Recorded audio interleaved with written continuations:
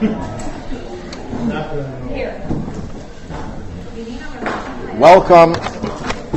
back to the Institute for Jewish Studies. I believe, what season are we in now? I think it's the fall. Getting ready for our favorite season here in Buffalo, the winter. And that's why the subject of have you got a prayer, I think is appropriate. We pray for a mild winter. So the bus driver and the rabbi died on the same day. And they come before the heavenly court. And the rabbi is given a very hard time before they let him into paradise. The bus driver is just pushed right through. And the rabbi complains to the heavenly judges. They say, what's going on over here? I was a rabbi, a spiritual man my whole life. That's a lowly bus driver. And he gets in right away. Says, what, Rabbi, when you spoke, everyone slept. When he drove his bus, everyone prayed.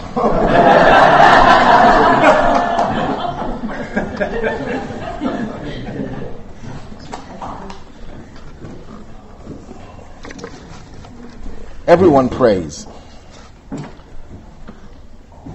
That's based on the premise that what defines us as human beings, and this may sound like a novel idea, but what distinguishes us from animals is that we are creatures of prayer.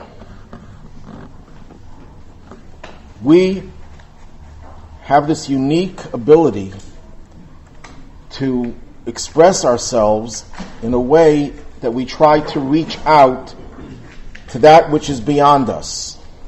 I always like to tell the story. My grandson was 3 years old. My daughter-in-law takes him to a store called Bed, Bath, and Beyond. And at the takeout counter, he looks puzzled. He turns to his mother. He says, I see the beds. I see the baths. But where's the beyond?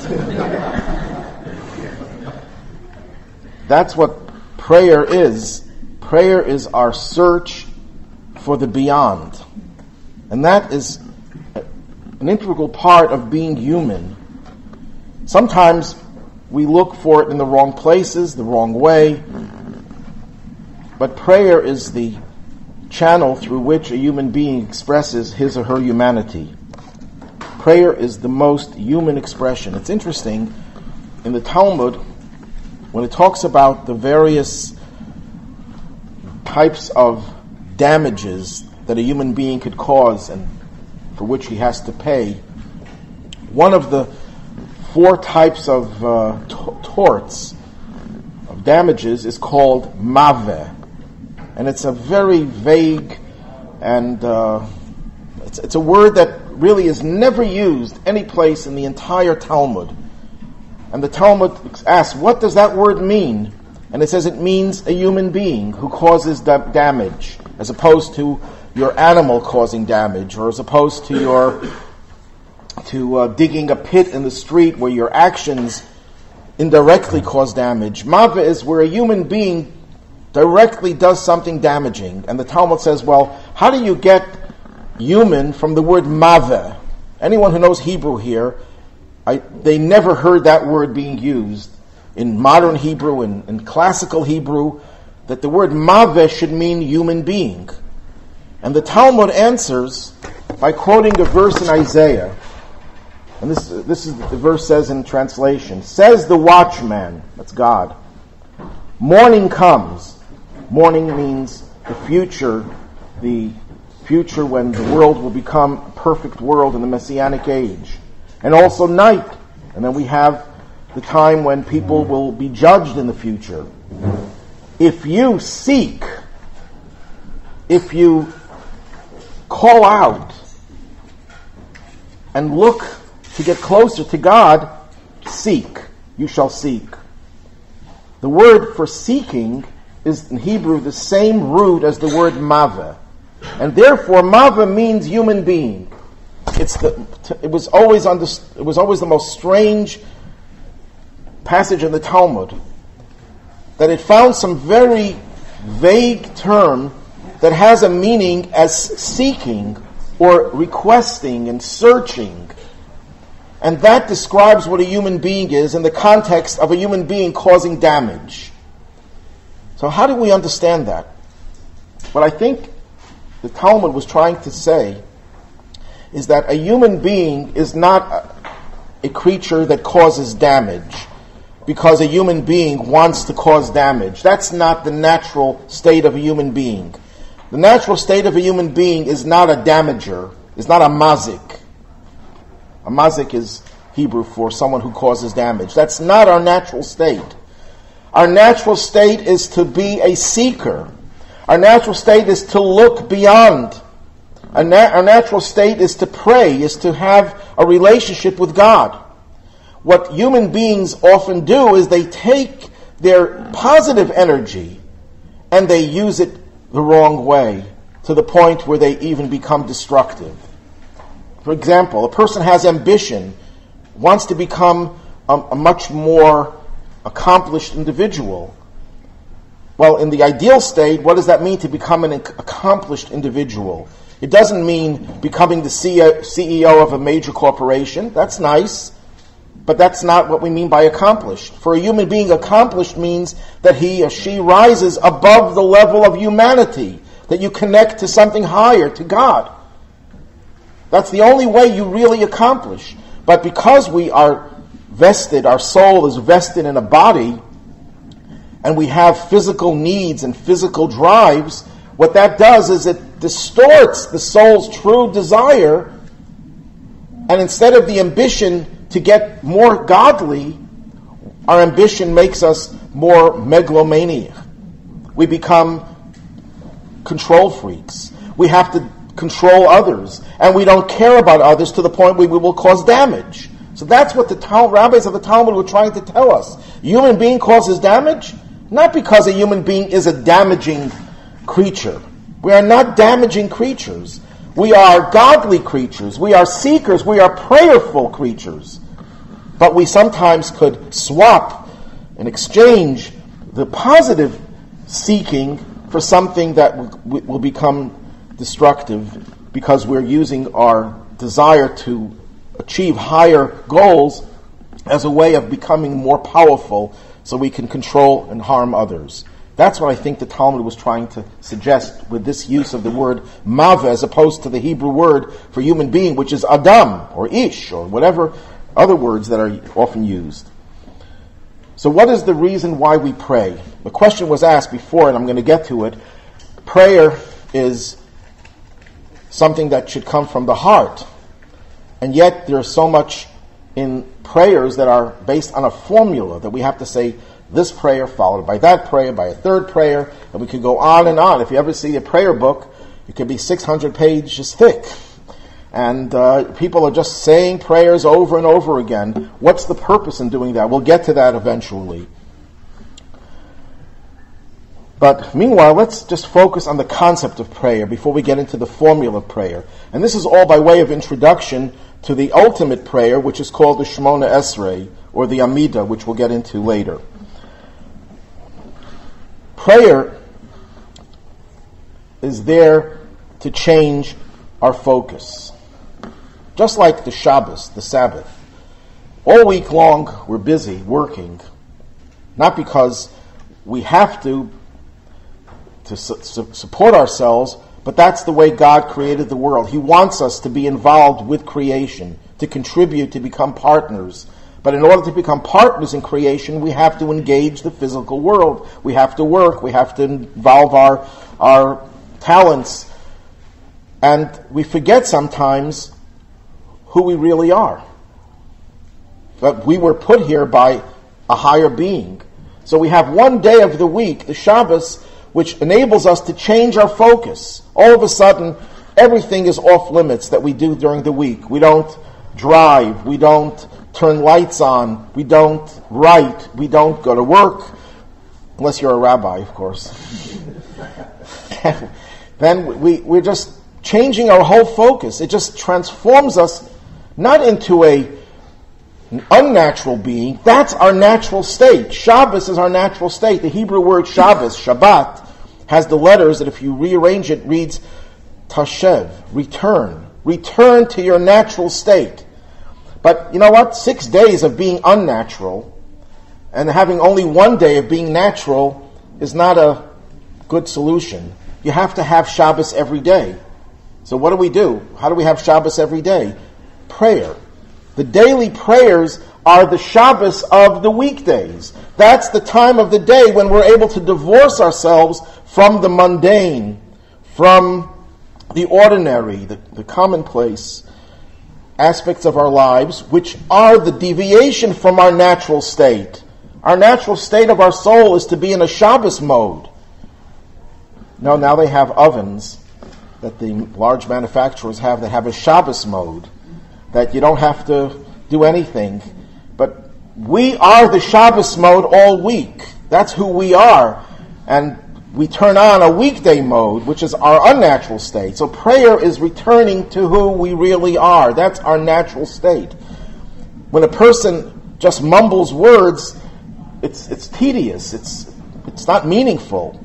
And I don't blame anyone who finds prayer to not be meaningful, because people are not aware of the richness, of the excitement that exists in prayer. You're coming home. You're returning to where you really belong. And it's the most exhilarating and refreshing and fulfilling experience if you get into the prayers the proper way. But in short, all week long, we're not focused on God. Comes Shabbos or comes the prayers, that's when we're allowed to focus our attention on God. And that's one of the reasons we have long prayers. Because if a person would have only a 2-minute prayer, you know what would happen after a while? In those 2 minutes, they would be thinking about business. If you have a half-hour prayer, maybe 2 minutes out of that half hour, you will not be thinking about business. So, that's not the only reason we have these formulaic prayers, but that's one of the answers to the question, that the more you have to pray, the more likely you'll at least have 1 minute of true prayer. And that's good. You know, praying a half hour, 1 minute of that half hour is sincere and is meaningful, is not so bad. There was once a chassid who complained to his teacher. He says, you know what, I prepare myself for prayer. I really get psyched up. I'm coming inspired. I'm meditating on God and my soul, and I'm really getting very inspired. And as soon as I finish the preparations for prayer and I start saying the words, all my energy dissipates. All my inspiration just dissipates. So what should I do? And the rabbi said to him, why are you so upset that you pray before praying? In other words, the preparation is the prayer. Who says the prayer is what comes later? Very few people can maintain the highest level of concentration and focus and experiencing spirituality for protracted time. The idea is that at least 1 minute or 10 seconds, of course the more the merrier, should be a spiritual experience. You know, in our lives we always talk about the need to escape. And escape could be very harmful. People take drugs to escape. People drink to escape because they can't deal with life. It's nice to know that there is a kosher form of escape, where you don't have to become addicted to something harmful. Prayer, you get addicted to it, although I don't know too many people who go to PA, Prayer Anonymous. Said, I'm addicted to prayer. I just want to pray all day. It's not a very common problem, but it is a kosher escape where you could relieve yourself of all the stress of the whole week, provided you know what prayer is. That prayer is not just a ritual. It's not just something that you have to do, but it's something that really changes your whole way of thinking and your whole way of feeling. And it's a therapy. It's a very healthy therapy. Today, psychologists are using different forms of meditation as therapy. Well, Judaism always had meditation. Most people think that meditation is an Eastern philosophy. It's comes from this culture, that culture. Judaism always had meditation. It's in the Torah. Prayer is meditation. Sure, it's also vocalizing, saying words. That just is there to enhance the meditative experience. But it is meditation. It has all the benefits of meditation, and it's without the negatives of meditation. What is a negative meditation? One negative of meditation is that if your meditation is just calming your mind, then it's a good therapy. It's like taking a medication, but you're not doing anything constructive while your mind is blank. Prayer is a meditation which is constructive. While you're praying, you're changing your whole outlook in life. And also, you may be, if you're praying for something that you want, God may very well give it to you. So you're getting the benefit of getting what you're asking for, if that's what your prayer focuses on. So prayer is a kosher therapy, it's a constructive therapy, it's meditative. Just one final word before we get into the actual word in Hebrew for prayer, but in Yiddish, the word that we use for prayer is davening. Did you daven today? What does that word mean? I grew up, how old was I then? I think I was about 20, and I never knew what the word daven meant. We just used it. I figured it was a Yiddish word. Does anyone know what the word daven means? Then I was in Seattle, Washington, and a man, the caretaker of the shul, said to me, "Do you know what davening means?" I said, "No." He says, "Davening is an Aramaic word. It means, it's really da'avuhon, of the fathers, because the prayers were composed by our forefathers. So, da'avuhon, if you say it fast, turns into daven." Then, about 5 years ago, I found a book that actually gives that explanation. Yes? Say it again, Da'avuhon. Avuhon is avos in Aramaic, fathers.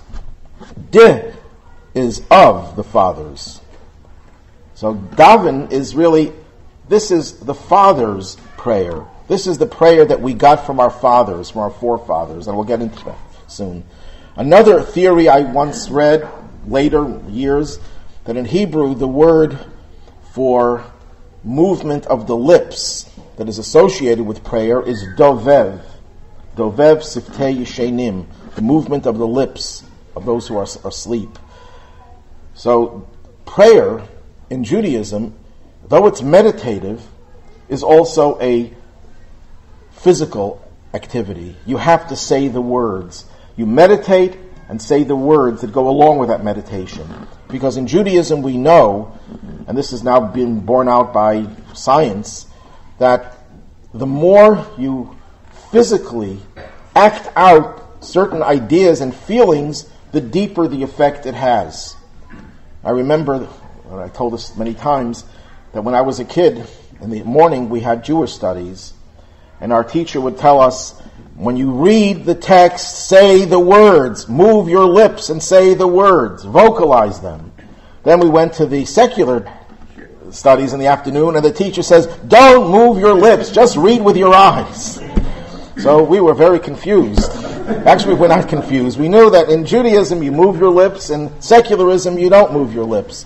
But now I think they've discovered, and I've seen studies over the years, that the more that you involve all of your senses, the more physically involved you are, the more you will retain the information. I remember a lot more of what I said than what I just read with my eyes. Because the human being is a physical being, and the more senses you use, the more ingrained it becomes in you. Yes? In certain aspects of prayer, you're standing, tapping the chest, doing various physical things, yes. How do they add to the transcendental experience? Precisely as I said, that anytime you involve the physical activity, actually there's a story in the Talmud of a rabbi, a student of Rabbi Meir, the great Talmudic sage, was studying, sitting at the text, reading with his eyes, sitting very calmly and very, cerebrally, and Rabbi Meir's wife, Bruria, who was known as a brilliant Talmudic scholar in her own right, says to him, you're never going to retain what you're learning. And she said, if your whole body is involved in the experience, that will be preserved. And she chastised him for not really putting more enthusiasm into his learning. So that's why you see Jews, when they pray and when they study, they shake, they move, they use their hands. There's a lot of physical involvement in the intellectual exercise. And that's true with davening as well. Yes? I know when reading and trying to retain what I read, if I take notes and write, I retain it. Right. That's another physical activity. That's right. That's another way of it becomes more ingrained in your mind, in your brain. I'm sure there are studies that show exactly how that works. But we always knew this, that the more you involve your speech, and that's true with prayer as well, not just with study. When you say the words, and if you don't know what you're saying, and you're daydreaming, then obviously it's not going to achieve what you want to achieve with it. But if you have the right thoughts, and then you vocalize those thoughts, it has a deeper impression on your mind and on your heart, and it has the effects that it's intended to have. So prayer is a combined exercise of thought and emotion and speech, and sometimes even physical movement, shaking during the davening. There are many reasons given why people shake when they pray. One of the reasons given is because you want to involve your whole body, but another reason given is that the soul is compared to a flame in the book of Proverbs. That God's flame is the soul of man. And when you light a flame, you see the flame flickering. That our soul is always flickering. It wants to go up. The only physical object in this world that naturally goes up is fire. Everything else, because of gravity, goes down. But fire is a symbol, a metaphor for the soul's desire to go out, just like what we discussed prayer. Prayer is trying to reach out of ourselves. So when we pray, we physically express the idea of moving. The soul is flickering upwards. So the physical movement mirrors the spiritual dimension of prayer. Yes? So I don't have we're made life breathed into us, so we're giving the breath back out again. Is there a connection there? I mean, God breathed life into us, so we're breathing it out. I'll have to think about that. I never heard that before, but there are always new insights that have to be studied. I'll think about it, and I'll come back next week and give you an answer. Yes? In your congregation, what's the effect of prayers being chanted in unison in the congregation versus individually? Well, there's an advantage to individual prayer and to communal prayer, and that's why Judaism believes in both. Why have a debate which is better when you can do both? It's like someone was at a wedding and they said, "Would you like steak or fish?" And the answer was, "Is there a contradiction?"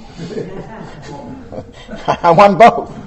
Or someone else answered, "The order does not make a difference." Yes, there's an advantage to having prayers said in unison, because when everyone does something collectively, it creates a much greater energy field, a spiritual field, and you feel part of something bigger than yourself.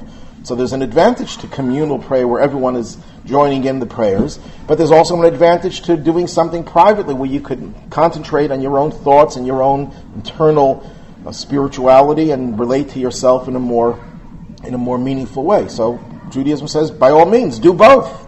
No reason, then there's no contradiction. Okay, let's get to, yes?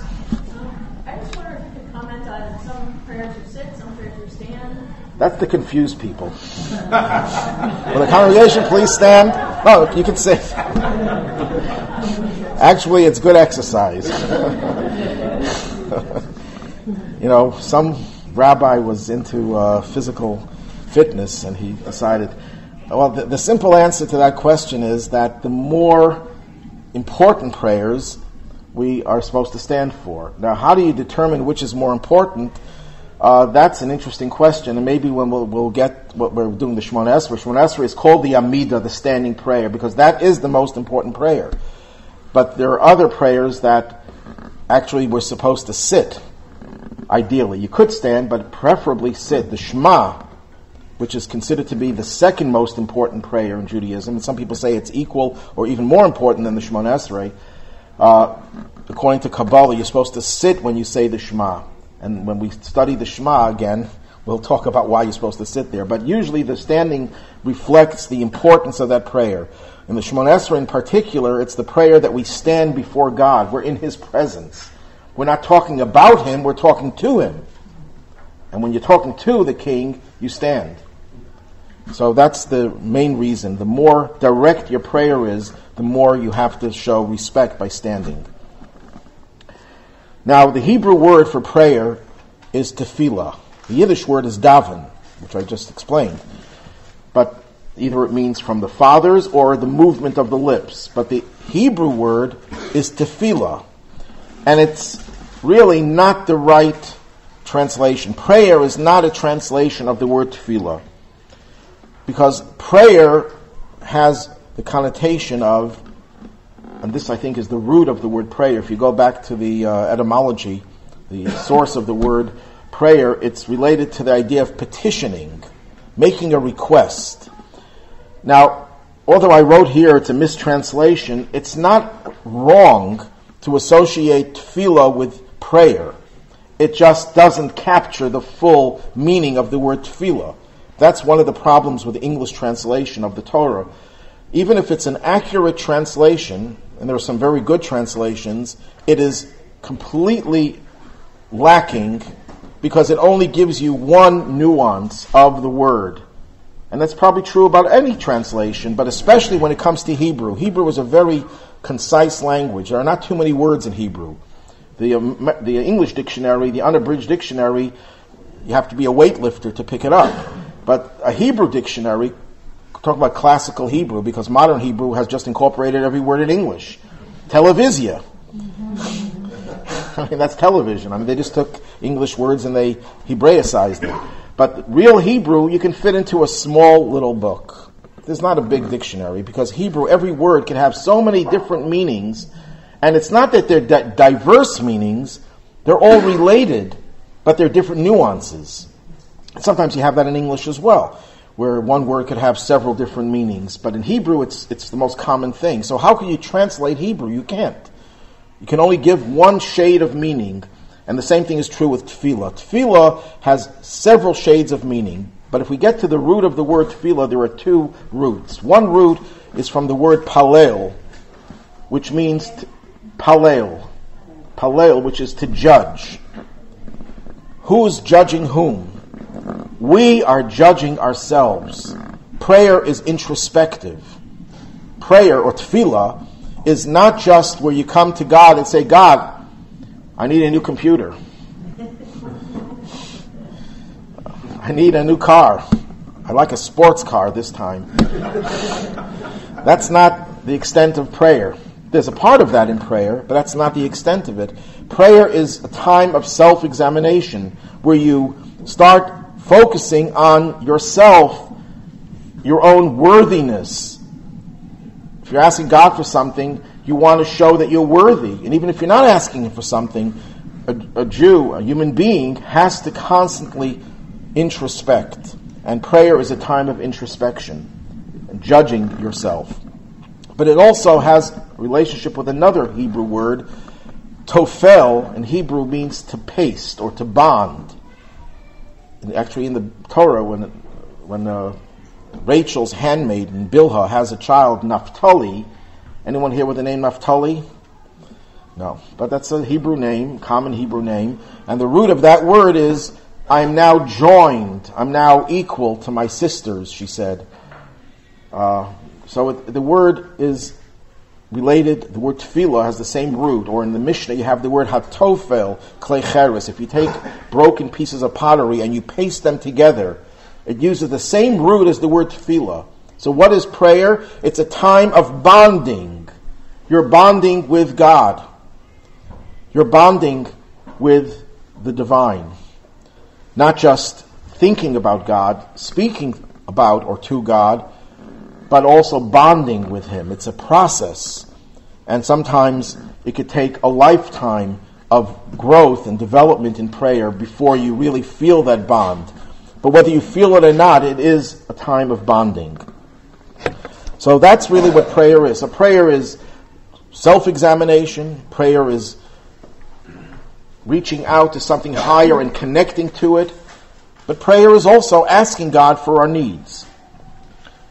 Now, the structure of prayer is based on a biblical verse, the story of Jacob. Jacob is fleeing his brother Esau, and he falls asleep in a certain place, which turns out to be the site of the temple, which the temple hadn't been built, of course, but that was the site that the temple would in the future be built on.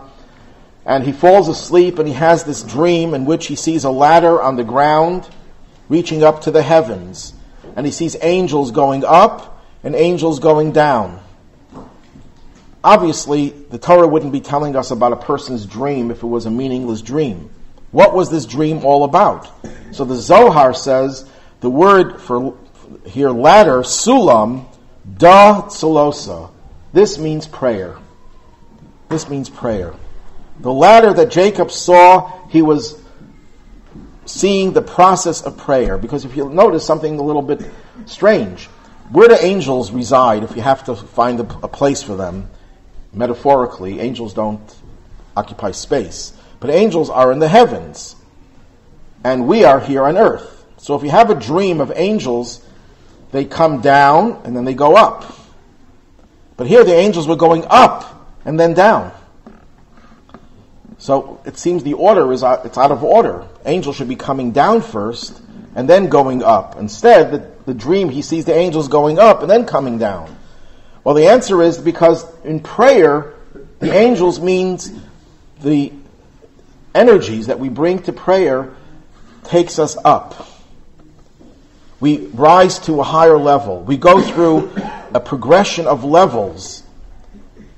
And when we reach the top, we can't stay there, because if we'd stay there, we'd lose our jobs. We would probably, it would be the end of our marriage and of our employment, and if ever we die of starvation. So we have to come down again.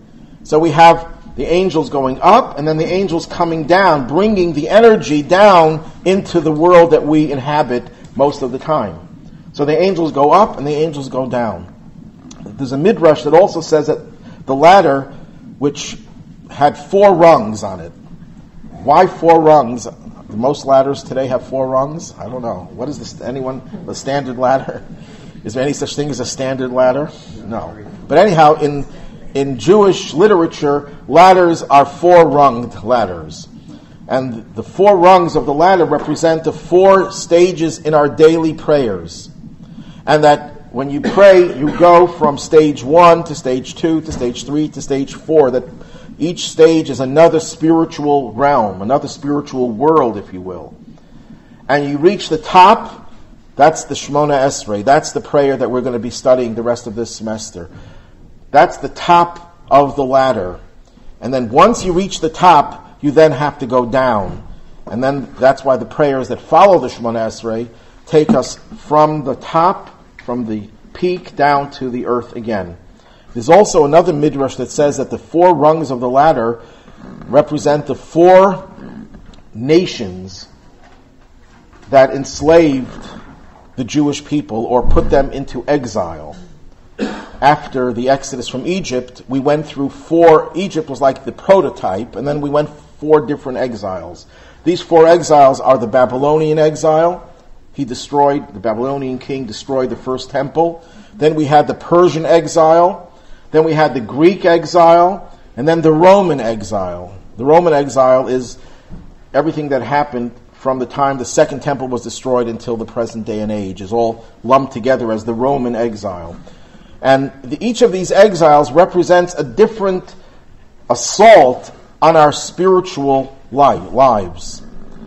And each level of prayer, if we put these 2 metaphors together, the metaphor of prayer and the metaphor of the 4 hostile nations, that would suggest that in prayer we're also getting ourselves out of different forms of exile, different forms of being constricted, being contained and confined. And there's 4 different ones. Hanukkah is coming up. I think it's coming up soon, in about a month and a half. And Hanukkah, the favorite part of Hanukkah for many is the dreidel. The dreidel has 4 sides to it and 4 letters on it. And it has been suggested those 4 letters represent the 4 nations that try to destroy us or somehow enslave us and confine us. And each of the letters represents one area of assault. That the first letter, the nun, that we have, stands for nefesh, the soul. The Babylonians attacked the soul of the Jewish people. They destroyed our temple. Then we went into the Persian exile. Who was the leading Persian threat to the Jewish people? Haman, who tried to annihilate the bodies of the Jewish people. Guf, in Hebrew, is body. That's a gimel. Then you have, we're going to take the shin. The shin stands for seichel, intellect. That was the Greek exile. They tried to pollute our mind by distorting Judaism and by forcing us to abandon our Jewish ideas. And then you have the Hey, which stands for Hakol, everything. The Roman exile, which is everything that happened from the time of the Second Temple until today. We have all 3 assaults lumped together. So the process of prayer, one could suggest, is a process where you get out of each of these different confining experiences and confining states of mind. Now, in Kabbalah, we're told there are 4 worlds, and you have in this chart, you have the first world is called the world of action, then the world of formation, the world of creation, the world of emanation. We're not going to go into the Kabbalah today, but it is true that when you pray, you're transported, your soul is transported, if you pray properly, to these different worlds. And that when you reach the top, you have to then come down the ladder. There was once a person who came to the Maggid of Mizrich. He was the successor to the Baal Shem Tov as the leader of the Hasidic movement, Rabbi Dov Ber of Mizrich. It's a city in the Ukraine. And his prayers would take a long time. And one of the people who was visiting him was a little bit confused because he was used to people coming to the synagogue. The prayers take a half hour, 45 minutes, and this rabbi was praying on for hours. So he asked him, why are you praying why is it taking so long? And he said, did you ever go on a trip? Sure. Always travel. He says, how long does it take you to get from point A to point B? It takes about 3 days of traveling. He says, well, why can't you just read about it in a book? Traveling from Buffalo to New York. And how long does it take to read that? It takes 5 seconds. If you want to stop off at every city and on the thruway, Rochester, Syracuse, Albany, then it takes another 5 seconds. He says, Rabbi, that's foolish. I mean, you can't get there just by reading about. And the rabbi says, well, that's the same thing with prayer. You can't get there just by reading the words. You have to put your mind and heart in it and soul in it to make this trip. You're going from one world to another. Yes.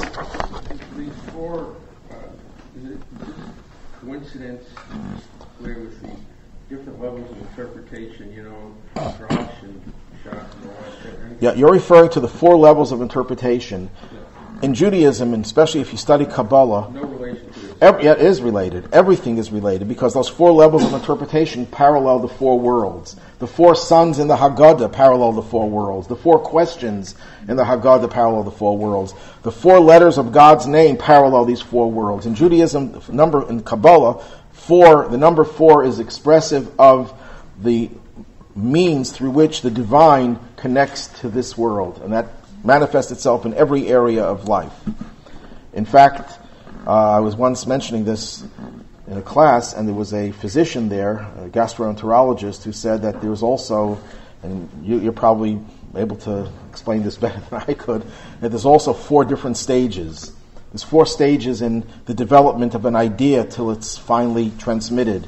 The development of a human being from the time it's conceived until it's born, till birth. There's conception, then there's the first stage of development, and the final stage. First 40 days is when the gender is determined, and then afterwards there's the third stage of gestation. Then the birth is the 4th stage. Everything is divided into 4 because The divine energy is comprised of 4 letters, which represent 4 different aspects of God's energy. But that's really off the subject, so I just want to mention it quickly. So let's get to the structure of prayer. The Amidah. We're dealing not just with prayer generically, we're dealing with a specific prayer. If you look at any prayer book, it starts off with preliminary prayers, then it goes into the various psalms that sing praises of God. Then we say the Shema with blessings before and after, in which we proclaim God's unity and the love for God. And then we say the Amidah. The Amidah, the standing prayer. Amidah means standing. But it's also referred to as Shemona Esrei. What does Shemona Esrei mean? 18. Why would we call a prayer by number 18? Because it has 19 1 second. 19 blessings, yes. Not 18, it has 19. This is the funny thing about Judaism. We call it 18, but it has 19. Well, the answer is it had 18 originally. And then, years later, centuries later, they added a 19th. The 18 blessings contain, the first 3 are praises of God. The next 11 are requests that we make of God. And the next, what did I say, 11? No, I'm sorry, the next 12 are requests, and then the next 3 are expressions of gratitude, saying thank you. That's roughly the way it's divided into the Amidah. So that's why we call it Shemona Esrei. It's 18, yes? Sorry, I don't mean to create a non-sequitur, but I'm curious about, when you were speaking about angels and energies, Yeah. what is the relationship? Because it's confusing. We think of angels as like beings, but it's energies. That's what a being is. So it's essentially the same. Right. An angel is a spiritual force that is responsible for the physical things in this world. Everything in this world, just like in the laws of physics, you have a certain physical phenomenon, and then you ask, well, what's the cause of it? You cite a certain physical theory, and then you say, well, what's the cause of that? And there's another cause of that. And you can go down to the most subatomic structure. What is it called? The God particle, if you want. What? Boson? Yeah, right. The Higgs boson. He just won the Nobel Prize. But the truth is that it goes way beyond that. Whatever particle he found is physical, although it's not something tangible, but it's physical. And then there's levels of spiritual energy that goes beyond that. An angel is one of those levels of spiritual energy that God uses to make things happen in this world. Now let's get back to the Shemona Esrei. So it really has 18. Then they added a 19th. The 19th was a prayer which has a very negative side to it. Negative in the sense that it's asking God to get rid of certain people. Like the informers. It was written at a time when there were traitors within the Jewish community who were conspiring with the non-Jewish government to harm other Jews. And they realized that without dealing with that threat, all of Jewry and Judaism would be threatened, could be destroyed. So they composed that prayer. And it's interesting, the Talmud says, we'll probably get to it eventually, that who composed it? A man who was known for not having the slightest tinge of hatred in his heart. It had to be composed by someone who didn't have anger or hatred. Someone whose most popular maxim that he used to say is, don't rejoice when your enemy falls. That was his favorite saying. He was the one who composed the prayer, may God destroy the informers and all the wicked nations and so on and so forth. That was the 19th prayer. The reason why we didn't change the name of the prayer from 18 to 19 is probably because everyone got to know it as the 18. You're not going to change it to 19. Number 2, 18 is a nice number, chai, represents life. Number 3, the 19th is not really an additional prayer. It's there to preserve and protect the other 18. It's not an independent prayer. But be that as it may, we call it the Shemona Esrei. On Shabbos and on holidays, the Shemona Esrei has only 7 blessings in it, but we still call it Shemona Esrei because that's the way we got used to calling it, but it's really not Shemona Esrei. So we can use the word Shemona Esrei or Amidah, the standing prayer. Why is it called the standing prayer? Because we are standing before the King. As I said before, other prayers we're just talking about God. In the Shemona Esrei, we're actually standing in His presence and addressing Him directly in the second person, not in the third person. However, after everything that we said, that prayer is a spiritual experience, it's meditation, it's bonding, it's judging, prayer is still a time when we ask God for our needs. And some people find that to be very uninspiring. You know, I joked before about, I need a new sports car, or my hubcaps are not, I'd like to get nicer hubcaps. You would say that's the most ridiculous thing. That you're praying, you're asking God for something so frivolous. And the answer is, do you really want hubcaps, new hubcaps for your car? I can't think of anything more frivolous than that. That's why I'm using that as an example. You can find the other things as well. Does that make sense to ask God for a new sports car, for some luxury that you can live without? Most people would say, no, that's ridiculous. No, that's not really the case. If that's what you want, and that's what you feel you need, I will argue with you that you shouldn't want that, and there are more important things in life. That's between me and you. But what's between you and God has nothing to do with what is between me and you. You feel that's the need, you show your dependence on God. If I need to buy food, I don't go to a hardware store. Why not? I'm hungry, I want to get an apple. So why don't I go to a hardware store? Because hardware stores don't sell apples. So I don't depend on the hardware store to get me an apple. When I need something, where do I go? I go to God. What does that demonstrate? That I know that He could provide me with whatever I need. And someone says, well, it's frivolous to ask for that. Yes, that may be true, it's frivolous. But frivolous or not, you are expressing your profound belief that God is in control of the world and you are dependent on Him. So it has actually 2 benefits. Number 1, it exposes the human being's vulnerability. A human being cannot think of himself or herself as, I can do everything, I'm the master of everything. That's not true. We are subjects of God's decisions. We can decide we're going to do A, and the end is we end up doing B. The famous story of the rabbi who was walking down the street and he's stopped by the governor or the general or the king. I had different versions of it. And the guy who knew the rabbi, was friendly with the rabbi, asked the rabbi, Rabbi, where are you going? You seem to be in a rush. And the rabbi says, I don't know. I have no idea. He says, you're mocking me? Throws him into the slammer. Next day, he comes to visit the rabbi because he knew the rabbi was a brilliant man and he was a nice guy and not really, someone who had a lot of chutzpah. So he says, why did you give me such a untruthful answer when I asked you, where are you going? And you said, I don't know. He says, do I know that I was going to end up in prison when I was going down the street? He says, if you would have asked me where I planned to go, I could have told you. But you asked me, where am I going? I said, I have no idea. It's wherever God will take me. And it turns out He took me into prison. So human beings have to develop a sense of, I am not the master of my life. I have the obligation to do the right things to become a master of the circumstances of my life, but I am not totally independent. I am dependent on God. That's number 1. That's an accomplishment.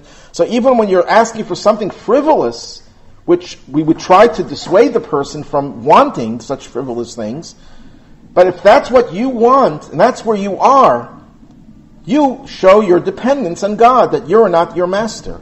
And number 2, it demonstrates that you have profound faith in God. Because if you think God has no way of getting you your hubcaps or your sports car, you wouldn't be turning to God. You'd be turning to someone else. The fact that you're turning to God is an expression of profound faith. So yes, when we ask God for our needs, that's a very spiritual experience in and of itself. Of course, the more sophisticated we become, after praying all the preliminary prayers, and we think about God, we meditate about God, then of course our needs become very different. We no longer want sports cars and hubcaps. We want much more sophisticated things. And our whole perspective in life will change, and our needs change. But nothing changes in terms of God is the one who provides us with our needs, and that we do have needs. A human being has needs. And any human being who says, "Oh, I don't have any needs," that human being, that's a sacrilegious sense and feeling that you don't have needs, that you're not vulnerable. So there is a kernel of truth that prayer is, if it means petitioning and asking for things, yes, that is part of tefillah, and it's a very positive part. One of the laws about prayer, especially the Amidah, and unlike many modern sanctuaries, ideally, where should the cantor stand when he's praying? Where do cantors usually stand? On a platform. That's not the place where he should be standing. He should be standing on the ground. It says, Mimamakim karasicha Hashem. I call out to you from the depths. That means when you call to God, you don't say, "God, I'm this tall, magnificent singer, and I'm going to entertain you with my beautiful voice as I'm entertaining the rest of the crowd." No, the cantor faces the ark. He's not talking to the people. He's not entertaining, number one. And number two, he's coming from the depths. One of the requirements for a cantor on Rosh Hashanah and Yom Kippur, if it's possible, is to have someone who has a family, so he has needs, he has family that depend on him, and that someone who's not rich, someone who doesn't have everything, someone who has a lot of needs. Because the person who has all these needs is going to cry out from the depths of his heart. So it's good to have a person who feels needy and depend on God, to acknowledge their needs and to depend on God. This reminds me of the story of a community that the cantor had retired or passed away, and they needed a new cantor. And there was one man in town, a very wealthy, arrogant, horrible person, but he was very powerful, so he demanded to be the cantor. He also had a horrible voice. So they couldn't say no to him. They couldn't say no to him because they were afraid that he could harm them because he was so powerful and rich. So they thought of an idea. Nearby there was a town where the great Hasidic master of Rabbi Meir of Primishlan lived. He was known as a miracle worker. He was a very holy man, very humble man. And they said to him, it's customary that the cantor goes to this rabbi to ask him for a blessing so the prayers should be effective. And since you'll be our cantor, please go to him to get his blessing. And the man was delighted to do that. Sure, I'd love to get a blessing. And they were hoping that Rabbi Meir would talk him out of being the cantor. So Rabbi Meir says to him, if you look in the book of Psalms, there are three kinds of prayers. There's the prayer of Moses, Tefillah LeMoshe. We say that in our prayers every Shabbos. There's Tefillah LeDavid, King David's prayer. And there's Tefillah LaAni, the poor man's prayer. There are three effective prayers. Moses did not have a good voice. He was a stutterer. But he was such a holy man that even his not such beautiful rendition of the prayers got through to God. Do you think you're like Moses? No, the rich man was not that stupid. He said, no, I can't compare to Moses. Okay, let's go to David. David was not as great as Moses, but he had a beautiful voice. He's described as the sweet singer of Israel. He had a beautiful, beautiful melodious voice. Sometimes a cantor may not be so holy, but he has such a beautiful voice that inspires people and makes people get closer to God. Would I insult you if I tell you that you probably know King David?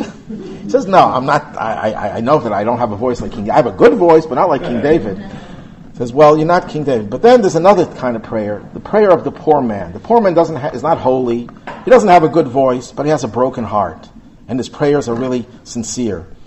He says, you came to me for my blessing. I can't bless you, you should become like Moses. It doesn't work, Can't take a person and say you'll be like Moses. I can't bless you that overnight you should have a beautiful voice like King David. But I could bless you to be a poor man. I could give you that blessing. So what would you like? He says, I'd rather not be the cantor.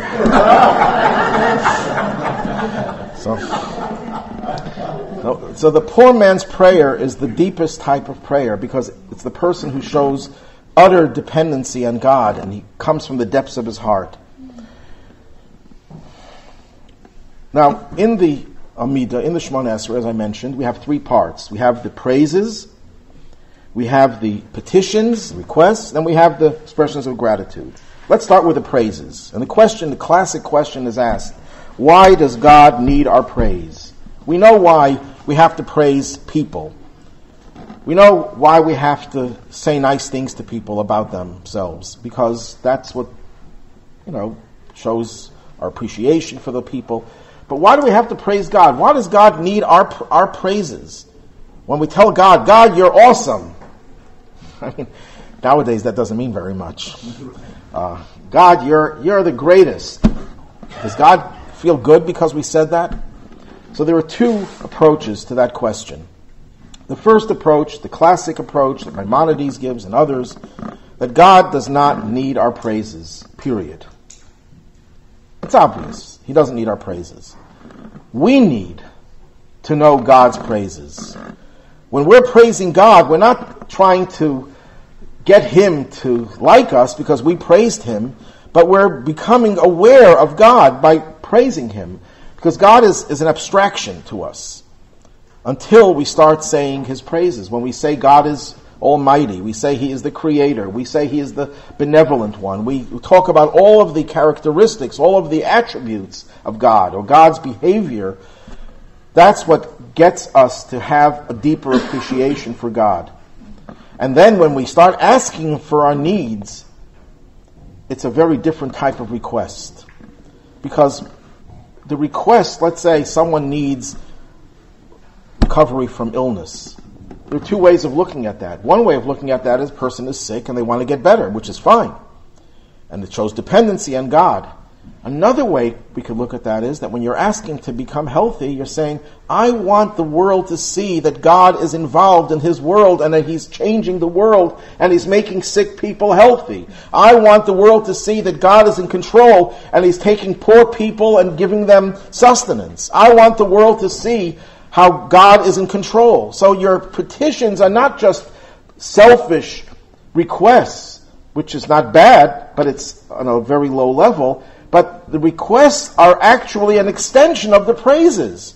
You're saying to God, God, show the world who you are. Do this for the world. Heal the world. Sustain the world. So the praises are really to get us to appreciate God and to become more godly ourselves. The more we praise God, the more we identify with those praises. When we say God is benevolent, we become benevolent. When we say God is a creator, we become creators in our own way. That's the classic approach, which is not contradicted by the other approach. In Hasidic literature, based on Kabbalah, it gives a different approach. It says, just like praise, how does it work with human beings? Let's say you have a child, you're a teacher, you have a child in the classroom, you're a parent, you have a child. You're a rabbi and you have a congregant, and they're not doing so well. So you have two approaches. One, you could say, you're a dunce. You don't know anything. You're a failure, and you'll always be a failure. That's an approach that is guaranteed to never work. That does not work. What does work? When you tell the child, you know what? You have such talent. You have such intelligence. Use it. You did so well in the last test. Even though you got a 40, But that was such a great improvement over the 20 you got at the test before that. It shows you really tried. I mean, of course, you can fake your admiration for that student and it won't work. But if you really are sincere and you tell the child that you see that the child really has the potential to grow because they have something that is clearly an asset, what would that do? What does positive reinforcement do? It takes the hidden talent, the hidden goodness, the hidden brilliance, or the hidden whatever quality that the child does have, and it enables the child to actualize it. Because human beings very often keep their qualities suppressed. If you don't exercise, you don't use it, you lose it. So if you don't exercise your goodness, the goodness will remain inside of you.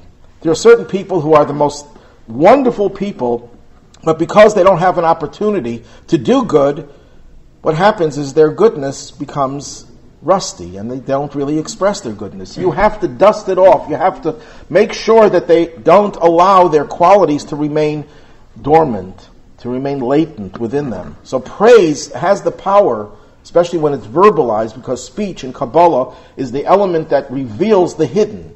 Thought is hidden, speech is revealed. So when you say to someone, you're really a good person, and you're telling this to a kid who just bullied someone else, so one way you could just whack the person and hit him over the head and say, you're a bully and I'm going to give you what you're giving someone else.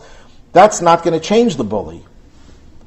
But if you tell the bully and you show the bully how he's really a good person, of course he might have other issues, he needs counseling and so on and so forth, but one of the ways to get the person to change is to show them that their hidden potential. I told the story many times about my father, whose birthday was yesterday. It was Friday. He would have been 97.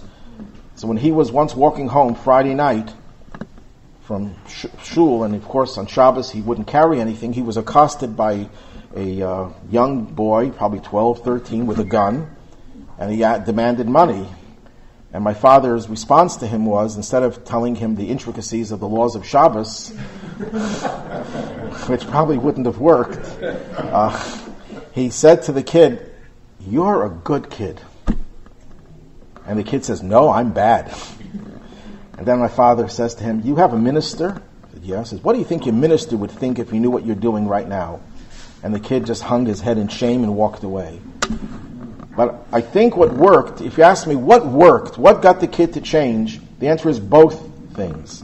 If he had just started off with his, appealing to a sense of respect for authority, it might not have worked. And if he just appealed to his inner goodness, it might not have worked. Both together. But what was the first step?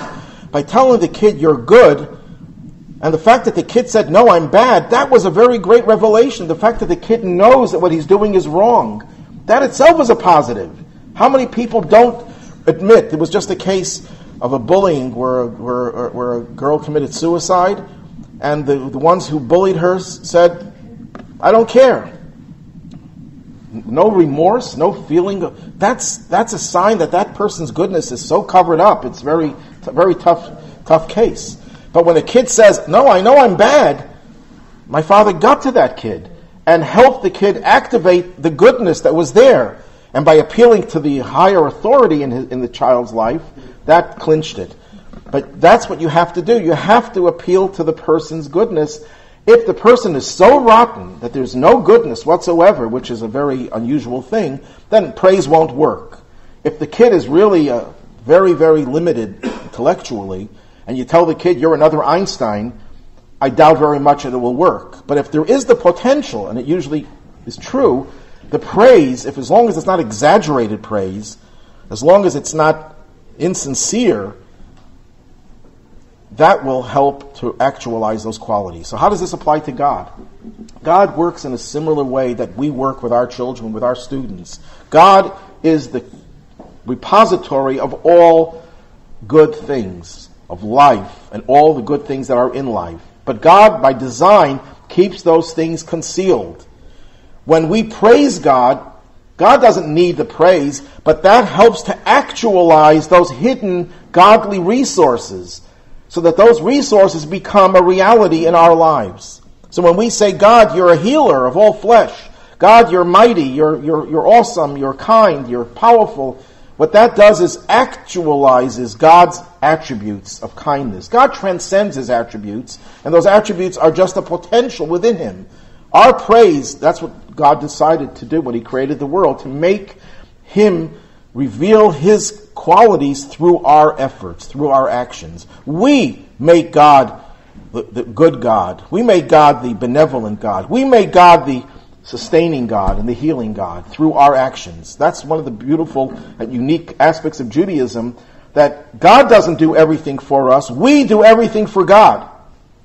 Even as we know that God is in control of everything, he let us be the ones to actualize the godly energy in our lives. And that's what the praising accomplishes. Now, when we go back to the three different parts of the Shemona Esrei, the praise, the petition, and the gratitude, there's a common thread through all three, that they all express the awareness of God and our dependence on him. Because when you praise God, of course you're aware of him. When you petition God, you're dependent on him. And when you show gratitude, that also expresses your recognition. Because when someone does something for you and you don't show gratitude, what does that demonstrate? That you took what that person did for granted, as if the person didn't do it. You know, it's the famous joke of the guy who was looking for a parking space, and important meeting that he had at 9 a.m., and couldn't find a parking space. He says, God, I'll give you $50,000 to charity. And then he sees someone pulling out of the best parking space, and he goes right in and he says, God, I took care of it myself.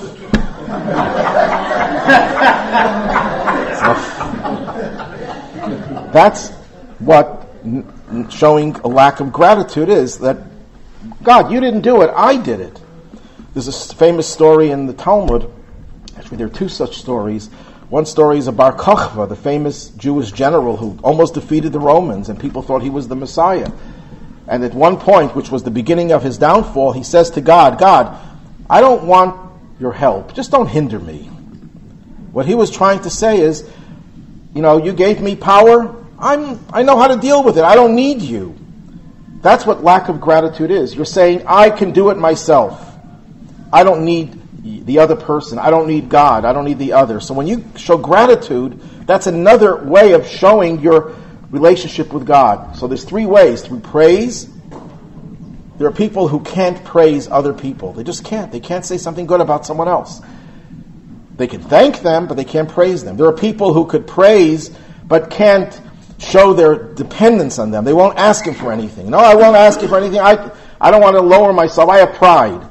And there are people who can praise and they can show dependence, but they won't thank because they really don't want to give away their independence. So these three are three different avenues that reinforce our idea that we're connected to God and we depend on him, we recognize him, and we are grateful to him.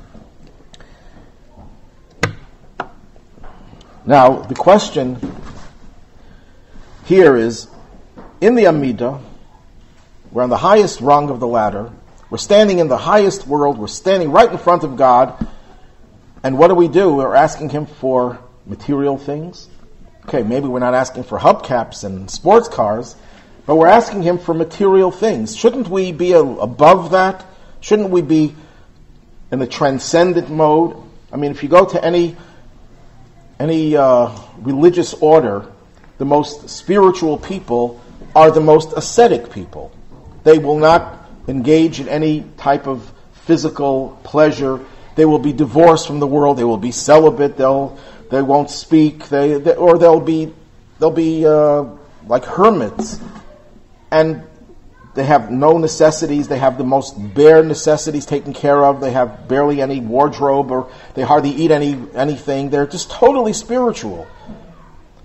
So here we're looking at people who are the most spiritual. You reach the pinnacle, and then you're asking for material things. How do you reconcile that?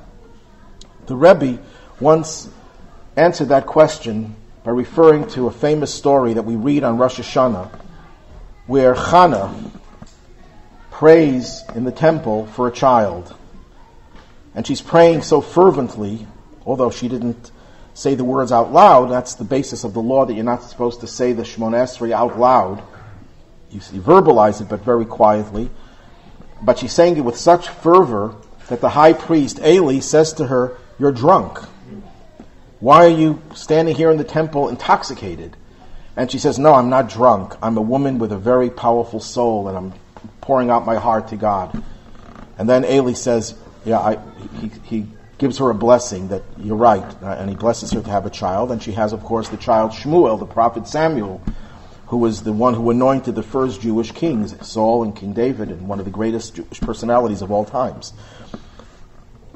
What did Eli really think? That this woman was intoxicated? So the Rebbe said Eli had a problem, that here's a woman in the most holy place in the world, on the highest spiritual level, and she's asking for something physical. And he felt that was incongruous. He says, when you're at a pinnacle of spirituality, leave the physical out of it. And she taught him that he was wrong. That when a person asks for physical things, what they really want is the spiritual part of it. Why do we want health? Because with good health, we can do good for others. Why do we want prosperity? Because with the prosperity, we can do good for society. We can help others. Why do we want all the good things in the physical? Yes, we're asking for physical things, but we have a higher purpose. The Baal Shem Tov once said that when a person has an appetite for food, it's the soul that has the appetite to liberate the spiritual sparks that are embedded in the food. So the soul relays the hunger to the body, and the body thinks it just wants to eat. But the truth is, it's the soul that's asking for that food. The spiritual energy of a human being is connected to the physical. So when we ask for physical things, what we're really asking for, I want to be able to do more for God. I want to be able to do more for humanity. I want to be able to do more for goodness in this world. And I need God. I need to be healthy. I need to have the resources. I remember I heard the story that once the previous Rabbi, the Rebbe's father-in-law, during the Holocaust, during World War II, he was in America. He was saved from Europe. And one day he was sitting in his room and crying bitterly. And they asked him, why is he crying? He says, there's so much I could have done, and I can't do it because I don't have the resources. I don't have the money to do it. So many thousands of Jews could have been saved for many, many different ways, but one of them is if we had more resources being advanced to save Jews during the Holocaust. And that's true throughout history. So yes, we want money, but why do we want money? Not because we want to enjoy our own lives, although that's not forbidden, but we really want it for the higher purpose, and that's what Shemona Esrei is, getting us to the highest level of spirituality where we see no conflict between the spiritual and the physical.